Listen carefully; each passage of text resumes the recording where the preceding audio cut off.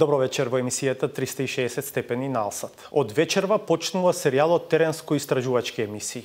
Овој формат ќе го гледате секој понеделник во овој термин, а секој петок останува дебатата. Еве најавата за содржините вечерва. Што се случи со ветувањето на власта за 100% обештетување на поплавените во Скопско?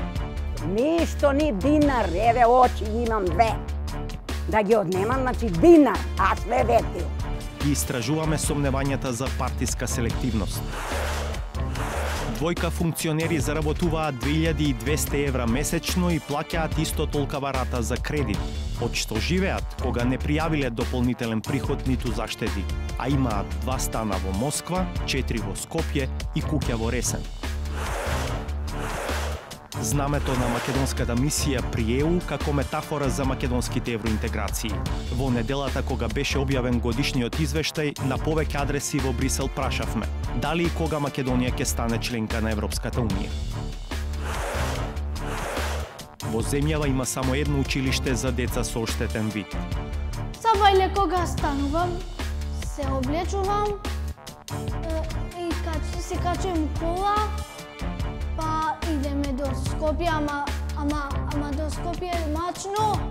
Таму е многу долг путот. Приказна за голготата низ која поминуваат слепите деца во обид да се описменат.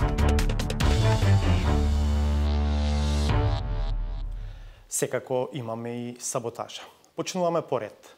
Власта вети дека целосно ќе ги обештети настраданите во катастрофалната поплава во Скопско, направи и ребаланс на буџетот за наводно да го канализира и забрза целиот процес, но сликата од терен води кон спротивен заклучок. Многумина се уште не добиле ни дена, заборавени се цели улици во погодените места, а жителите обвинуваат за селективност и на партиска основа. Една од дилемите што ја отвораат е дали е случајност тоа што ветената сума од Црвениот крст од 250 евра по семејство беше намалена за толку колку што изнесува помошта исплатена од ВМРО ДПМН. Прстот е вперен и кон локални активисти на владеачката партија. Петар Клинчарски ги проверуваше овие информации во Сингелич и во Стајковци.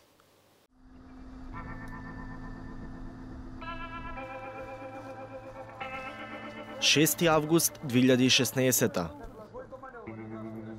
Силни дождови. Во Скопско истури. 23 мртви, илјадници луѓе претрпеа милионски штети. Прва мерка која ја усвои владата е обезбедување на 100% обештетување на граѓаните од кризните региони за штетите предизвикани од поплавите. 3 месеци потоа, исплатата на оштетата е далеку од завршена. Ништо ни динар, еве очи имам две. Да ги однемам, значи динар, а све ветил. Не сме добиле ништо. Помина некоја комисија да утврди штета? Не, први сте ви. Може поминале сами да виделе, а не се не викале, јас сум се дома со детево. Што се случи со ветените пари? Владата вети 30.000 денари аванс за секое семејство и целосно обештетување. Црвениот крст 15.000 денари. Некои добија по нешто, но значаен дел се уште се со празни банкарски сметки. Случајно или намерно, заборавени се цели улици. Ова е улицата број 35 во село Стајковци, можеби единствената улица по која луѓето чии имоти настрадаа во поплавите не добија ниту денар помош, иако државата им го вети тоа.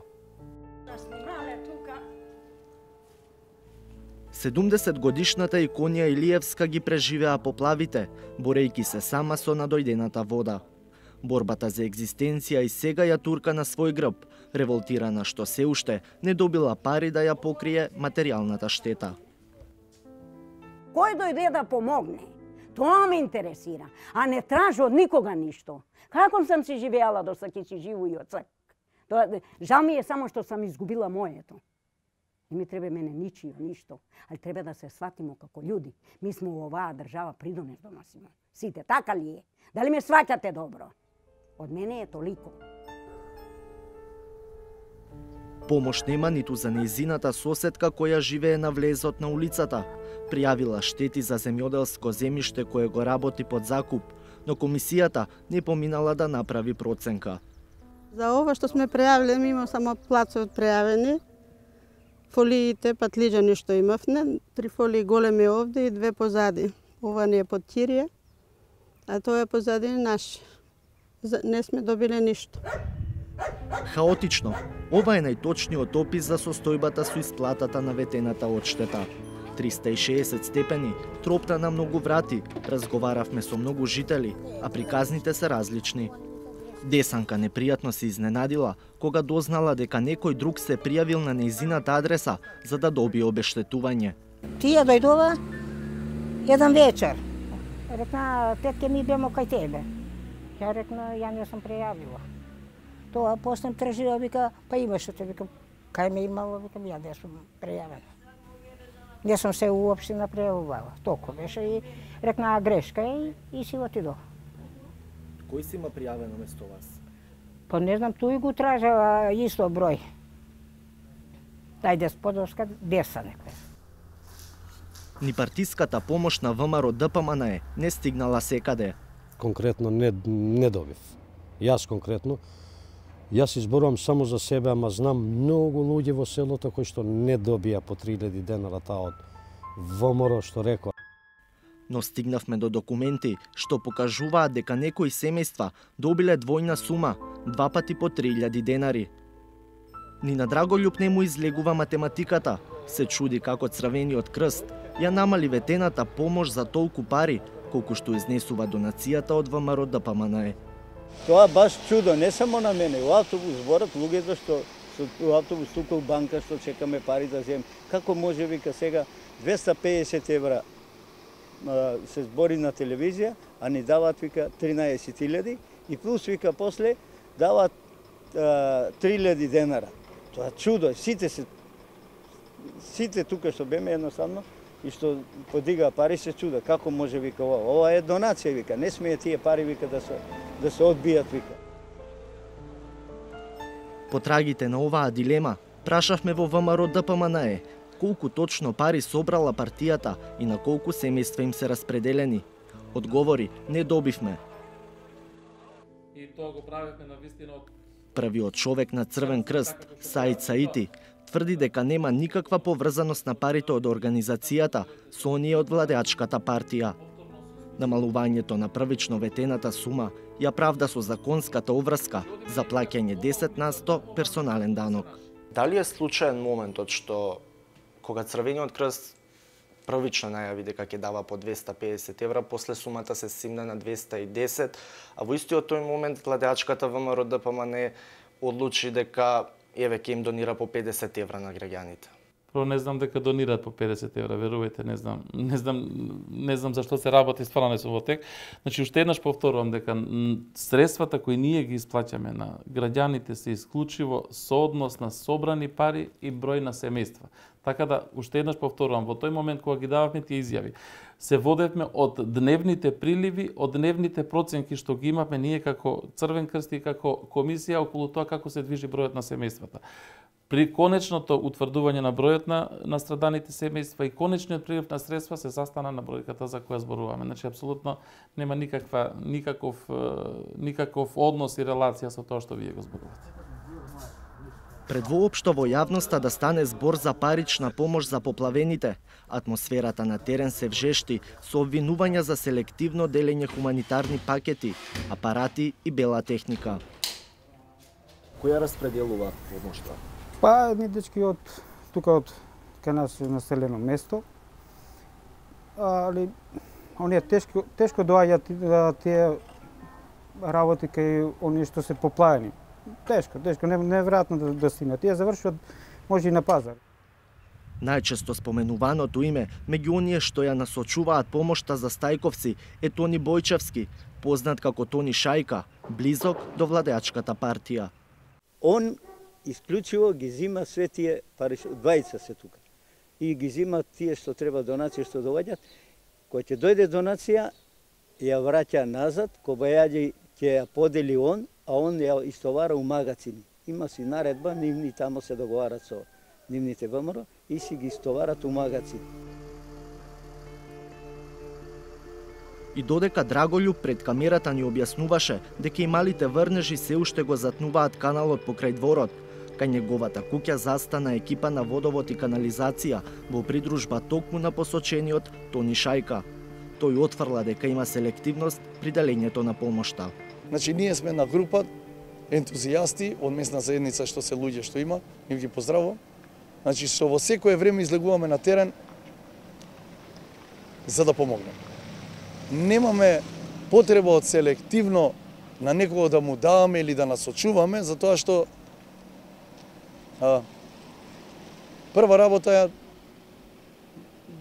немаме, како да ви кажам, немаме потреба од тоа, имаме еден куп пријатели. Самите вработени од тие фирми идат, даваат 10 луѓе список, фирмата негова доаѓа и им дели на тие 10 луѓе.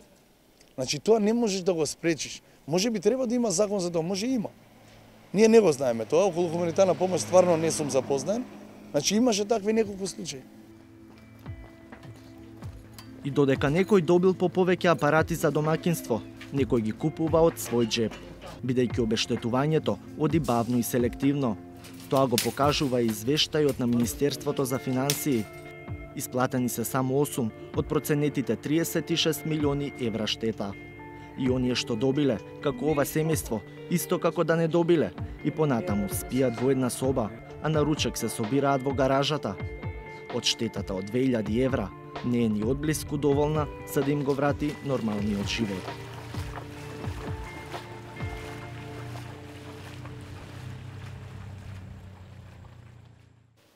Од Министерството за финансии одбија да одговорат на прашањата на 360 степени за хаотичноста на процесот. Сега ќе направиме кратка пауза, а вечерва, меѓу другото, ќе гледате. Двојка функционери заработуваат 2200 евра месечно и плаќаат исто толкава рата за кредит, од што живеат кога не пријавиле дополнителен приход ниту заштеди, а имаат 2 стана во Москва, 4 во Скопје и куќа во Ресен.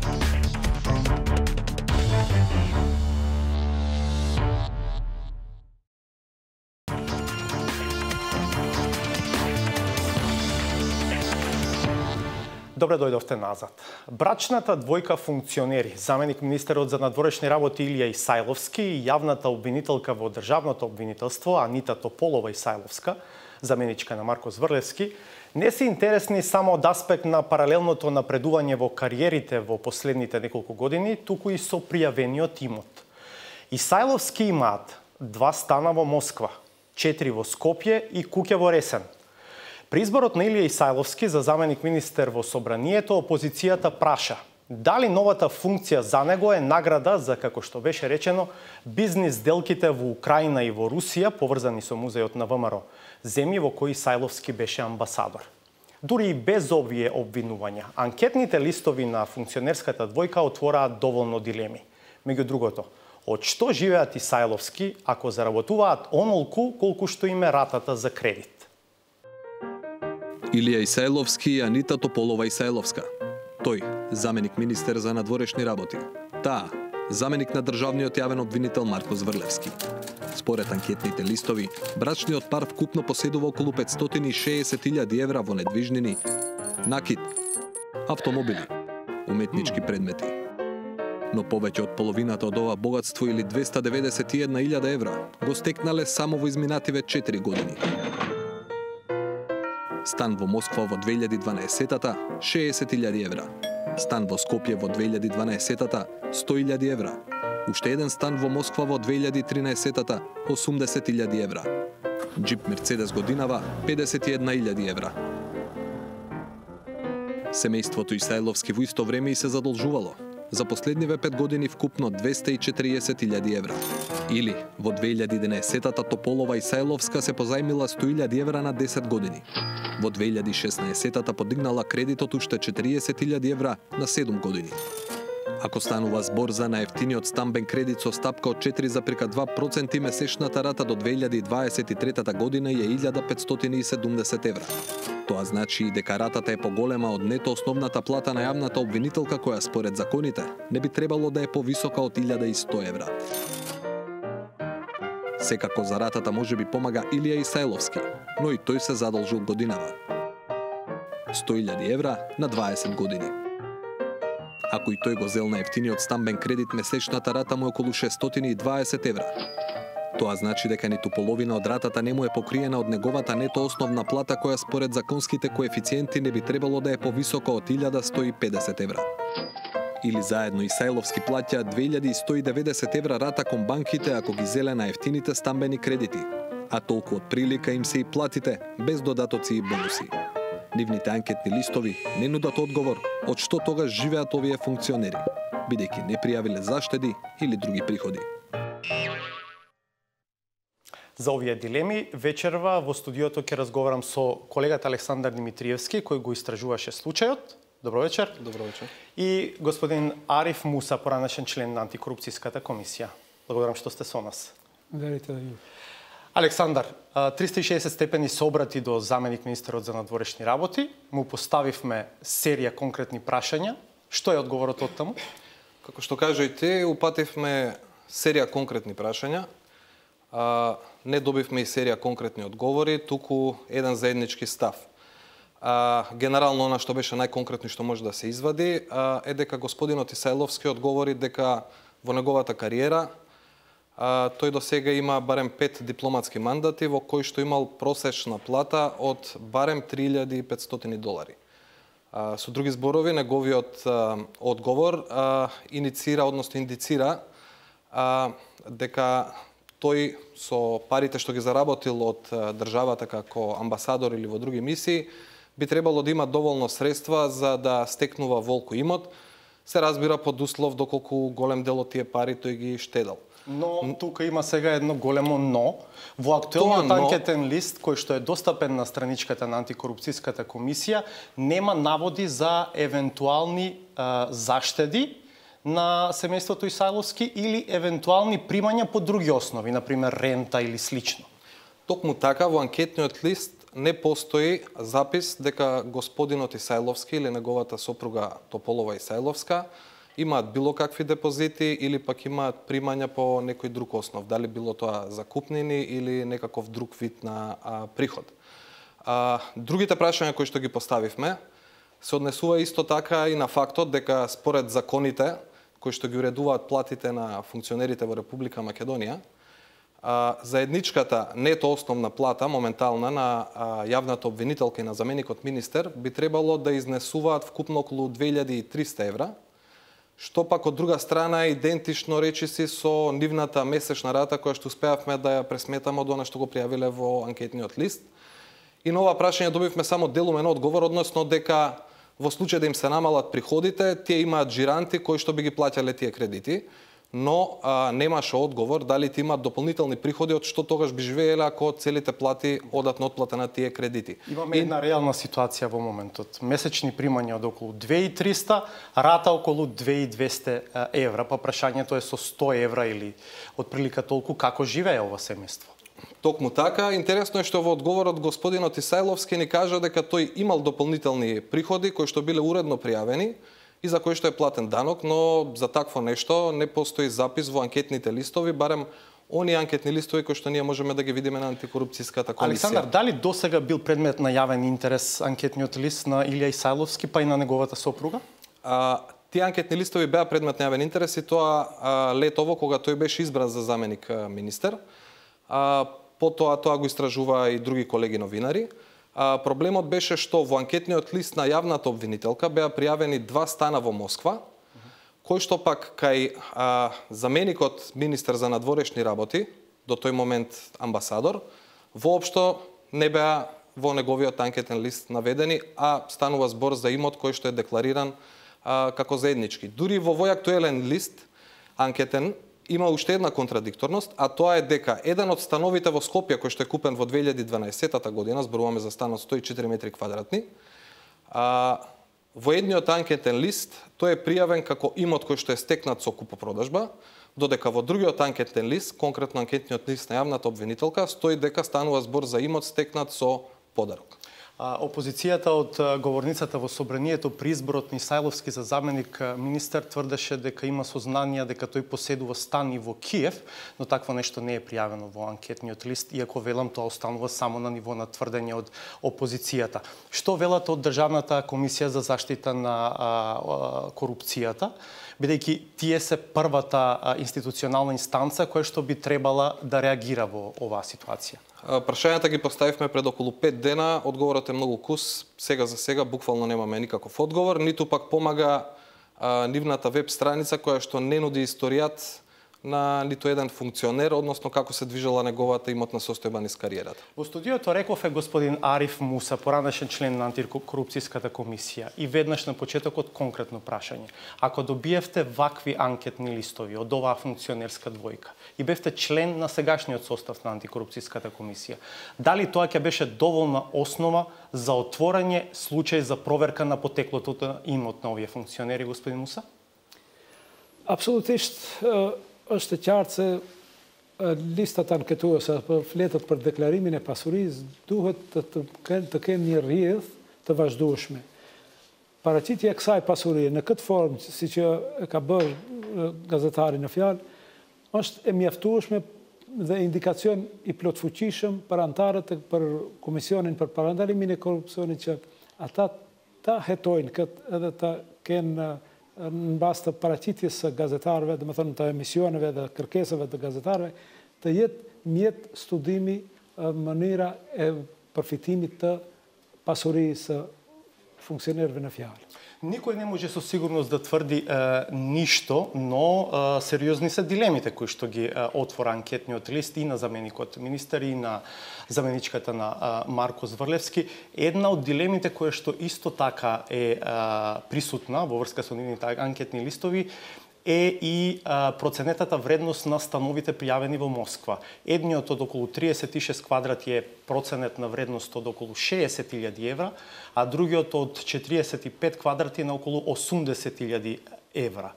Пазарната цена во наелитните населби во Москва на метар квадратен недвижнина оди и до 10.000 евра. Се разбира, не знаеме точно во која област се овие станови, но моето прашање во овој контекст е дали функционерите се обврзани покрај тоа што треба да ја декларираат вредноста на станот, да понудат и некаков документ, дали тој навистина толку чини? Po, është e vërtet. Të kthejmë vetëm listës anketuese apo fletës për deklarimin e pasurisë. Funksioneri që ka obligim të paraqet pasurinë, njëherë duhet të bëj plotësimin e saj në mënyrë precize. Do thënë, obligim ligjor është. Po që se nuk e bën, atëherë ka ndëshkim. Ka për atë proces për kundërvajtje. Pastaj edhe hetimi i pasurisë. Kurse sa i takon pjesës tjetër për plotësimin e fletës për deklarimin e pasurisë, çdo funksionar duhet për afër fletës të përcaktoj edhe dokumentin përkatës me të cilin do të konstatohet se në çfarë mënyre ka ardhur deri te kjo pasuri e patundshme apo do një lloj pasurie tjetër e luajtshme. Еден од проблемите што се појавува во обидот, нели тоа е на некој начин целта на јавното објавување на анкетните листови на функционерите, да се истражи докрај потеклото на имотот или на некој начин да се прави притисок врз институциите за тие да го направат тоа, е фактот што во овој момент на интернет страницата на антикорупцијската комисија е јавно достапен само актуелниот анкетен лист на одреден функционер, а не и евентуалната промена во состојбата на неговиот имот низ годините наназад и менувањето на функциите. Зошто е тоа така и треба ли да се промени тоа, господин Муса? Patjetër se duhet të ndryshohet. Me kërkesën e gazetarëve, domethënë të cilët bëjnë hetimin ose kanë një punë investigative që e bëjnë gazetarët. Domethënë janë funksionarët, funksioni i tyre është publik. Domethënë nuk mund të mshefet kontinuiteti i ushtrimit të funksionit të tyre. Andaj edhe pasuria e tyre, që është në këtë listë anketuese, duhet të ketë kontinuitet nga fillimi i mandatit deri në mbarimin e mandatit. Përndryshe, pse do kishte kuptim formimi i komisionit, dorëzimi i listës për deklarimin e pasurisë dhe konstatimet e tilla vetëm për komisionin. Në qoftë se ato nuk janë publike, dhe nuk janë të kapshme për ju gazetarët, edhe për opinionin e gjerë. Александър, има ли различни примери од други земји? Конкретно имав шанса неодамна да ја посетам Романија на една кратка студиска посета. По ова прашање те имаат една агенција која што е оформена 2007 година, што значи неколку години после нашата антикорупцијска комисија и која што се занимава исклучиво само со анкетните листови на политичарите, односно нивната имотна состојба и изјавите за судирни интереси. Голема е разликата со нашите анкетни листови поради неколку причини. Прво е што за секој функционер постои историјат, односно од моментот кога стапнал на функцијата, неговиот анкетен лист и првиот и последниот и сите што се менувани во меѓувреме се јавно објавени и секој може да ги симне, да ги провери и да ги спореди. Друга исто така многу важна работа во овие анкетни листови е што се даваат оригиналите, односно онака како што ги пополнил самото лице кое што е предмет на анкета, односно што треба да достави својата имотна состојба пред јавноста. А не преработена верзија како што е достапна на на страницата на нашата антикорупцијска комисија. Не е тоа оригиналниот анкетен лист што го доставуваат функционерите, туку една преработена верзија со лимитиран круг на информации. Ти работеше на еден конкретен пример, ми се чини. Токму така. За ова емисија всушност го земавме и анкетниот лист на министерот за надворешни работи на Романија. Станува збор за Лазар Команеску. Она што е најважно можеби во овој анкетен лист сега во овој случај и во случајот кој што сега го истражуваме во оваа емисија е дека на крајот на неговиот анкетен лист стојат сите негови приходи, од каде дошле и во која висина се истите. По буквално сите основи. Токму така. Така што секој новинар и па и обичен граѓанин може да провери колку таа личност, функционер, заработил во текот на изминатата година, со оглед на тоа дека има историјат колку заработил во текот на изминатите години и да провери дали таа заработка кореспондира со имотот со кој што се стекнал во истото тоа време. Ви благодарам и на двајцата што бевте вечера дел од оваа емисија. Само како еден заклучок на крајот на овој разговор, бројни се забелешките, да не речем критиките за работата на антикорупцијската комисија во последниот извештај на Европската комисија, и тоа не е прв пат, но за жал малку се прави за да се подобри перформансот на тој план. Благодарам уште еднаш. Ќе направиме уште една пауза, а во продолжение ќе видите. Во земјава има само едно училиште за деца со оштетен вид. Сабајле кога станувам, се облечувам и се качувам кола, па идеме до Скопје, ама до Скопје е мачно, таму е многу долг путот. Приказна за голготата низ која поминуваат слепите деца во обид да се описменат.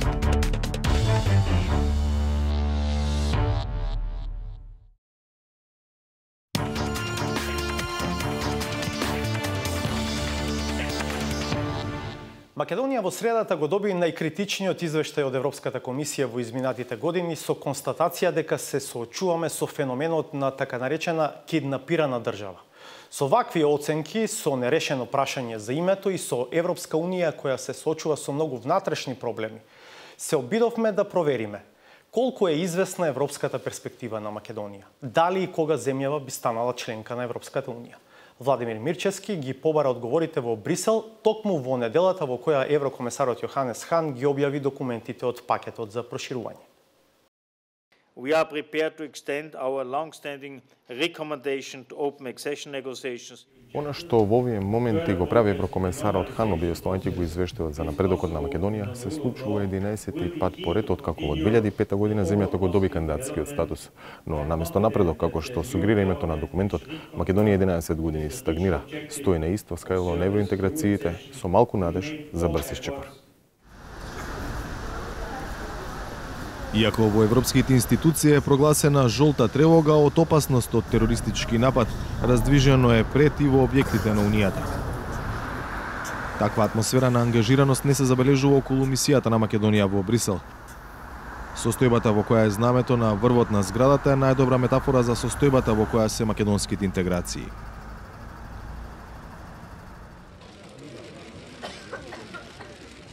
Ова како да не беше дилема пред 11 години. Okay. Good morning, everyone.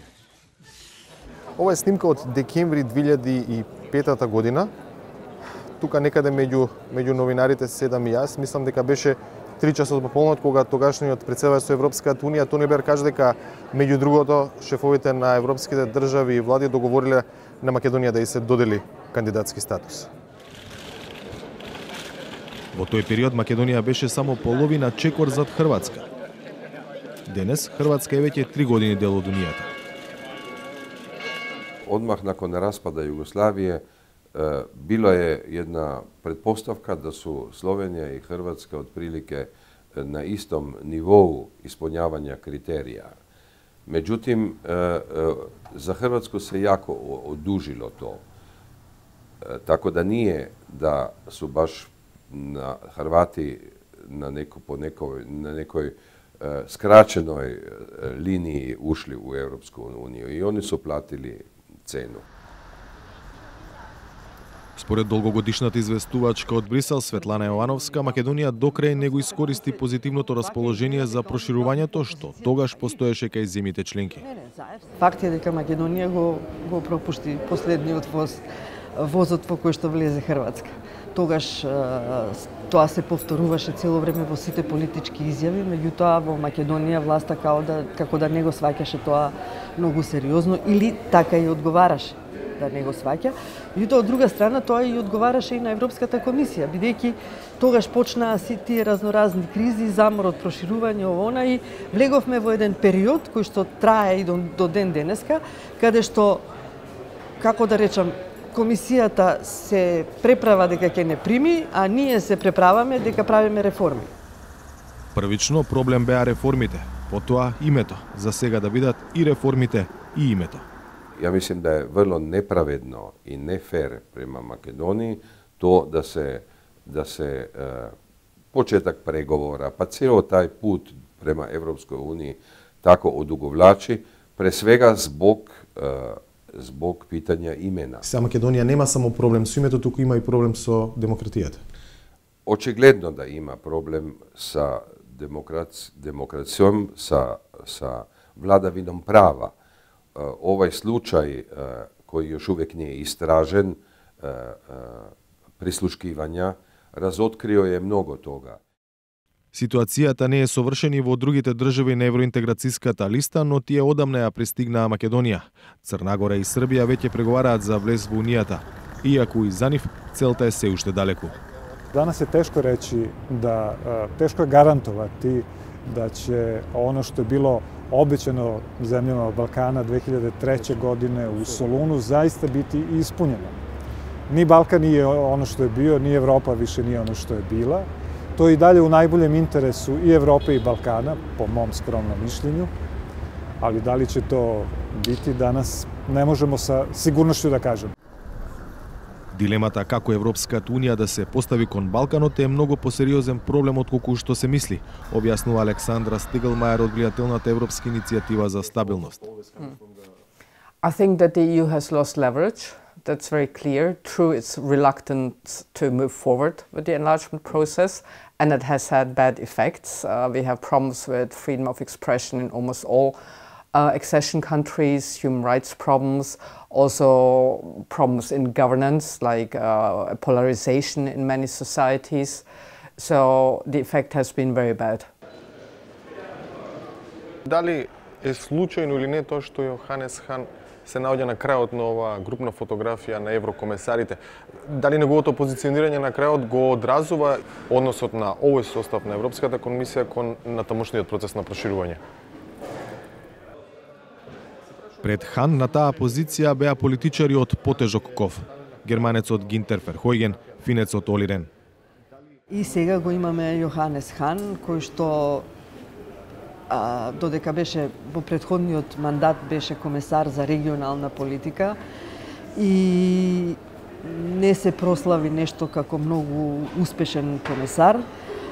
Беше, како да кажам, анонимен во коледжот на комесари. Многу малку се зборуваше за него и во позитивна и во негативна смисла.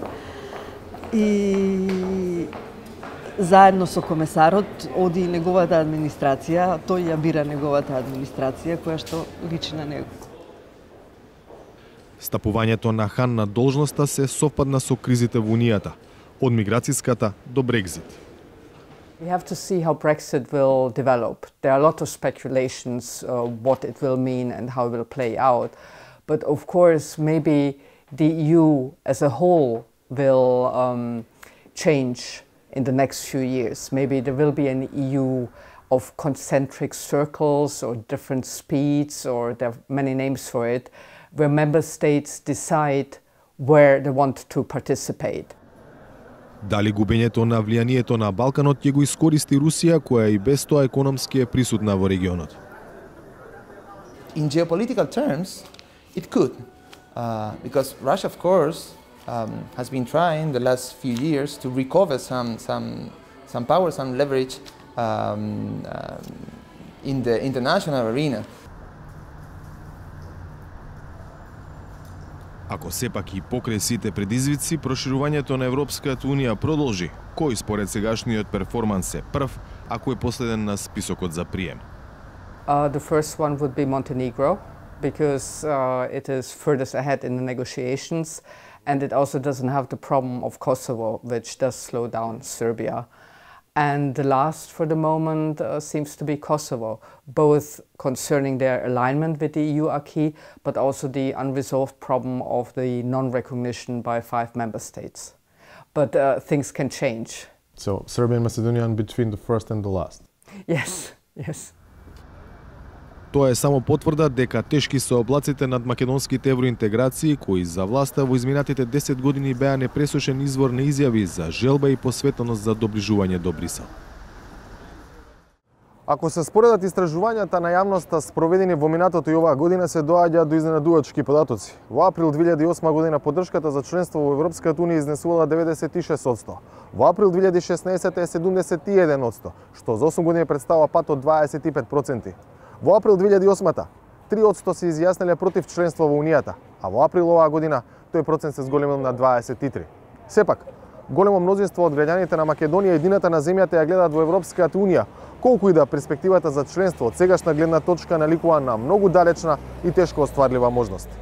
Од Брисел за 360, Владимир Мирчевски.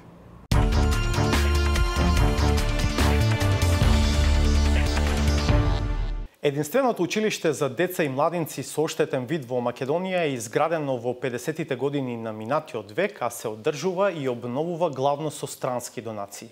Дел од овие деца се принудени секојдневно да патуваат до Скопје, а некои да живеат во интернат без родителска грижа. Многумина пак остануваат неописменети и немаат услови за такво нешто. Дополнително, учебници со Браево писмо се испечатени само еднаш во изминатите 25 години независна Македонија.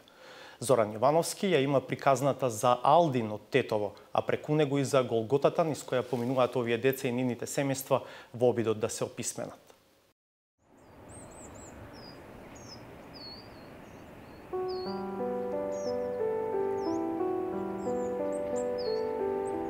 Ново утро во Тетово. Веќе е 7 часот. Сабајле кога станувам, ги мијам забите, се облечувам, земам ташничката и брц од куќа излегувам и се качувам кола, па идеме до Скопје.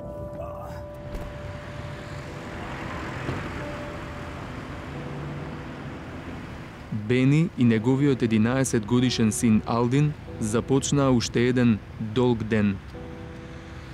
Тргнаа на училиште. Попат застанаа да ја земат неговата соученичка Лиле. Добро утро. Ајде среќен пат. Веќе се видиме. Чао. Алдин од малечок е со оштетен вид. Мора да патува до Скопје, зашто во Тетово нема училиште за децата како него.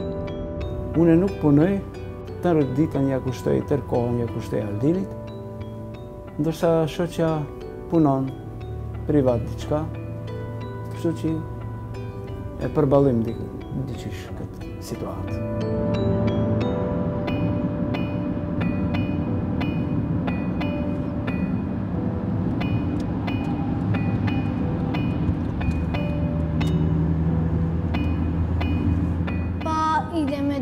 Скопје, ама до Скопје е мачно. Таму е многу долг путот. По 1 час патување пристигнаа навреме во единственото училиште за рехабилитација на деца и младинци со оштетен вид во земјава. Во училиштето има 50 на ученици. Некои од нив, иако се уште малечки, живеат во ученички дом, зашто доаѓаат од места далеку од Скопје, а некои патуваат, како Алдин.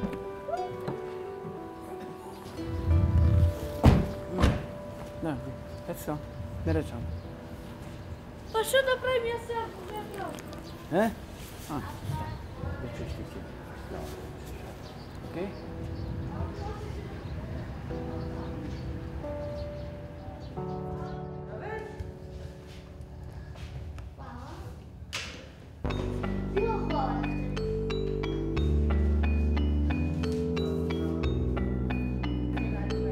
Алдин имаше тест по математика.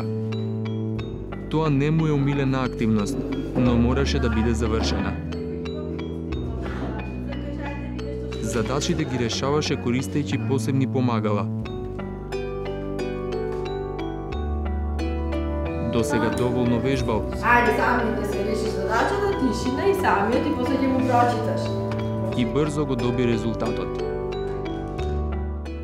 Ми се допаѓа ликовното, оти е пократок час, оти математиката ич. Математиката е многу, треба да памтиш, она мозокот треба да си го искористиш.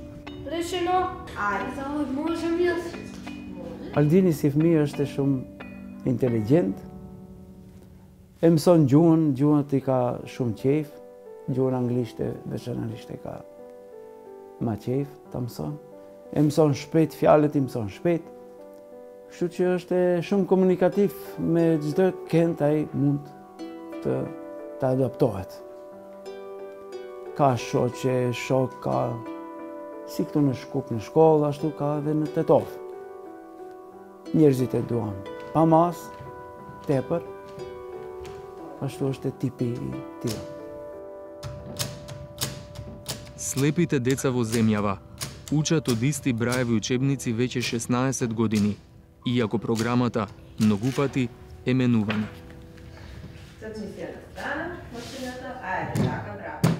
Немам книги толку многу јас. Оти учителката добро сум во читање. Што ја прочитам. И ми каже да не земам книги и јас не земам. Знам и да пишувам. И јас таму си ставам писмо и тоа ми го прави на браево. Телевизијата дојде да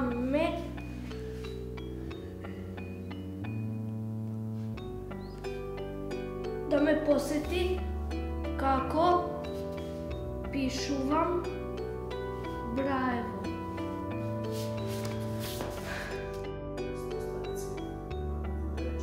Училниците се многу поразлични од обичните. Се е приспособено за нивните потреби за движење, ориентација, учење. Она што можеме да се пофалиме е новата училишна зграда, во која што, верувајте ми на зборот, е објект кој што ги задоволува сите потреби за оваа категорија на ученици и е работен и изграден по сите стандарди кои што треба да бидат за оваа категорија на ученици. Иако ова е единственото државно училиште за деца и младинци со оштетен вид во земјава, сепак за да се подобри образовниот процес, потребни беа странски донации. Всушност, така изграден и опремен и овој нов објект во кој учи Алдин.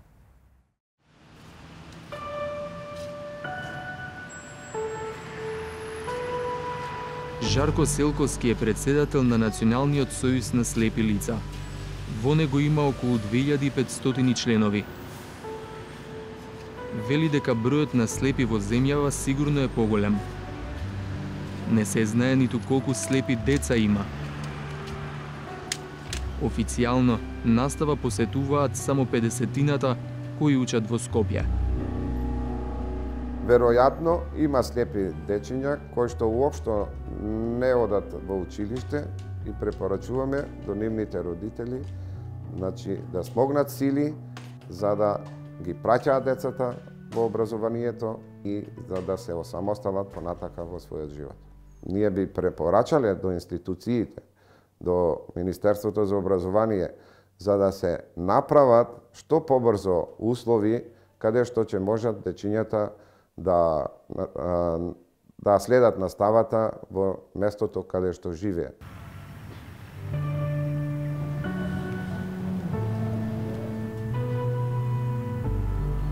Кога надлежните не прават многу, индивидуалците ја пополнуваат празнината.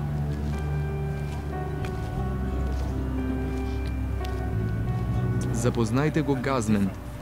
Тој е слеп и е абсолвент по компјутерски науки. Создава компјутерска квиз апликација со звучна опција, за со неја и слепите ученици да можат да вежбаат за екстерно тестирање. За да ја изработи програмата, потребна му е дата базата со прашањата од Министерството за образование. Po pikërisht mungesa e literaturës, mungesa e qasjes në burimet mësimore, mbani që të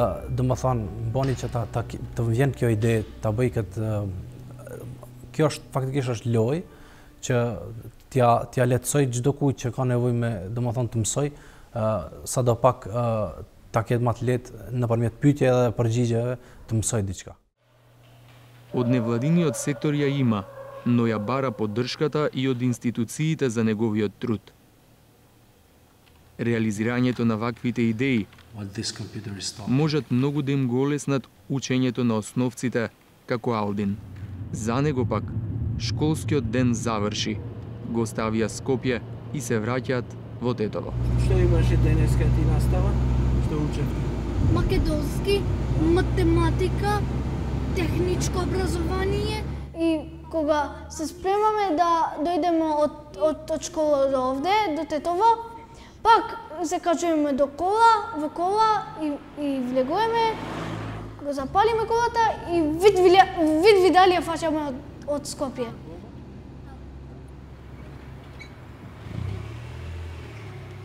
Три пати неделно, Алдин оди во дневен центар за деца со посебни потреби.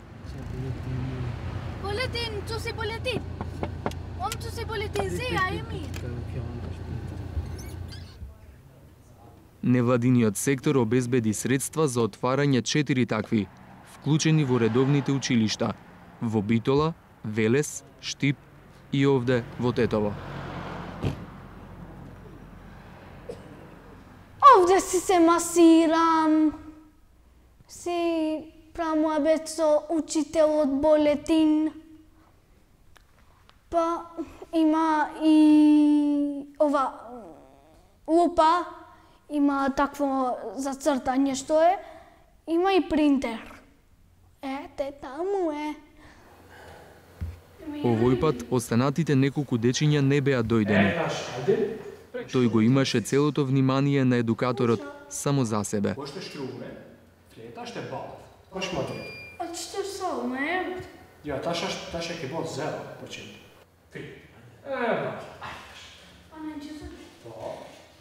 По завршувањето на домашната, дојде време за неговата омилена активност. Lui se popraviš. Kaj ste bu? Edin. Edin je divja, сосед. Вибрациите од душекот му помагаат на Алдин да се опушти. За разлика од него, веројатно е дека многу други слепи деца немаат пристап до вакви дневни центри. Сушност, повеќето немаат модерни услови. Значи, ја нема да бидам, да кажам, ништо ново, ако ви кажам дека има многу фамилии кои што во изминатиот период се оцелија од Македонија, поради, значи, имаше добростоечки фамилии, меѓутоа, бидејќи не ги добиваа услугите кои што треба школото да ги, или институциите да ги нудат за своите деца со посебни потреби, они се оцелија. Заради таа некоја шанса која што им се дава на Запад. Финансирањето на овие дневни центри ќе заврши за 3 години. Се надеваат дека државата ќе ја продолжи нивната работа. Mendoj se ardhmja e tij këtu në në Maqedoni nuk shoh për të ardhmen aty, nga se nuk ka nuk ka punësime për këto fëmijë që unë mendoj se e ardhmja e atij nuk do jetë këtu, ndoshta, po mendoj se të shkollohet edhe jashtë, nëse ka nevojë.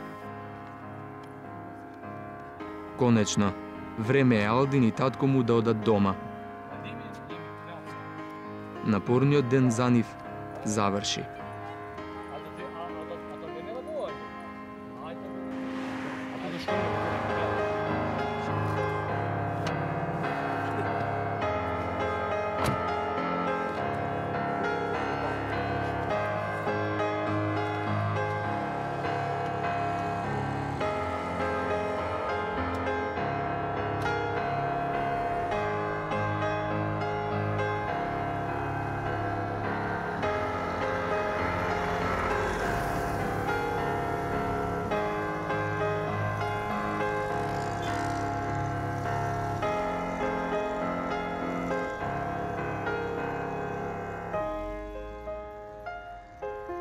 За ликовно е полесно.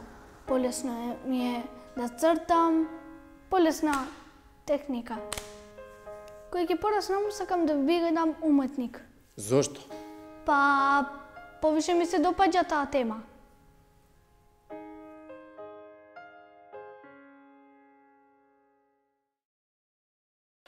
Алдин е вистински херој и неговата приказна можеби ќе ги подзамисли повиканите да се ангажираат и да обезбедат соодветни услови за децата со оштетен вид. Се обративме до Министерството за образование со серија прашања, меѓу другото, зошто има само едно специјализирано училиште во Македонија, зошто не функционира процесот на инклузија на овие деца во редовните училишта, колкав е бројот на учебници со Браево писмо. Одговори не добивме. Во продолжение и редовната саботажа.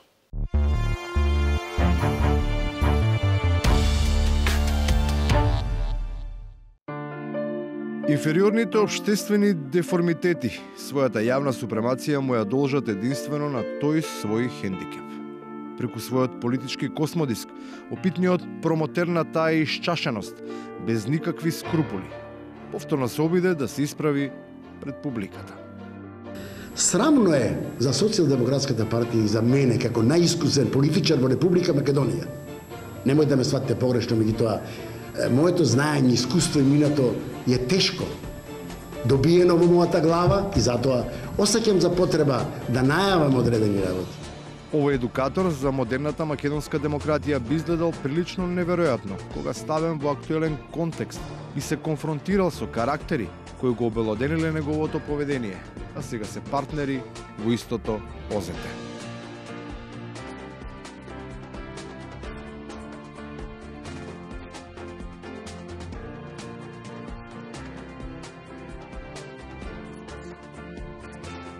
Ќе го направиме тоа. Знаеме како. Имаме искуство. Зашто да не го направиме?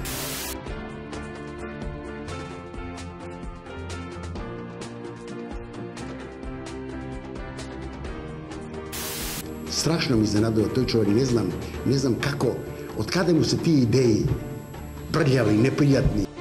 Од оваа перспектива звучи прилично рудиментирано тврдењето дека државниот работен столб е склон кон виткавост, оти транспонирајќи го на туѓа адреса. Тој, благодарејќи им на фалшливите состојки, пак се враќа на истата. Народот ќе одлучи кој ќе владее овде и дали ќе ја свиткаме кичмата. Тоа го правиме постојано за овие 25 години. Видовме дека тоа не се случи во Америка, не можеше да се свитка кичмата, претпоставувам дека и овде народот ќе одлучи да не се свитка кичмата.